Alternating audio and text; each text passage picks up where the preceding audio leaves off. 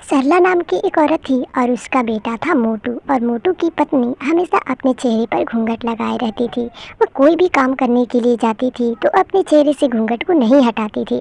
उसकी सास कितना भी उससे कहती थी कि अपने चेहरे से घूंघट हटाकर और घर का काम करो, लेकिन वह किसी की भी बातें नहीं सुनती थी और हमेशा वह अपने चेहरे पर घूंघट लगाए हुए रहती थी।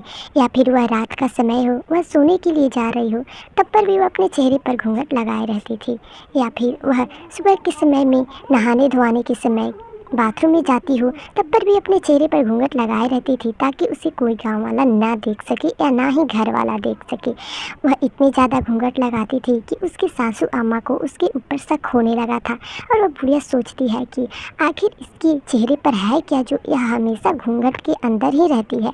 वह खाना बनाने जाती है, तभी उसकी सास उसके पीछे से आती है और कहती है, अरे यहाँ पर भी यह घूंघट लगाई हुई है, मुझे तो पता लगाना पड़ेगा कि आखिर यह क्यों हमेशा घूंघट लगाए हुए रहती है। तभी वह बुढ़िया अपने बेटे मोटू के पास जाती है और मोटू से कहती है, अरे तुम्हारी पत्नी हमेशा अपने चेहरे पर घूंघट क्यों लगाई रहती है, मुझे इसके बारे में जानना है। तभी मोटू कहता है, अरे माँ, मैं भी तो यही जानना चाहता हूँ कि आखिर वह अपने चेहरे से घूंघट क्यों नहीं हटाती है।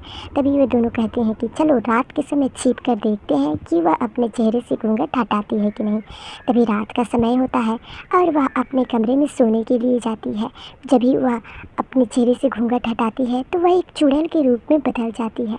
और वह चुड़ैल अपने बेड पर बैठकर और सोचती है कि एक दिन मैं पूरे गांव वालों को और पूरे घर वालों को मारकर खा जाऊंगी।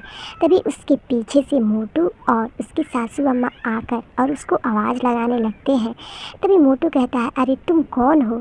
तभी वह चुड़ैल बहुत ज़्यादा गुस्से में आ जाती है और कहती है, अरे तुम लोगों ने छिपके से मेरा चेहरा देख लिया है, इसलिए तो मैं हमेशा घूंघट लगाई हुई रहती थी ताकि मुझे कोई पहचान ना सके।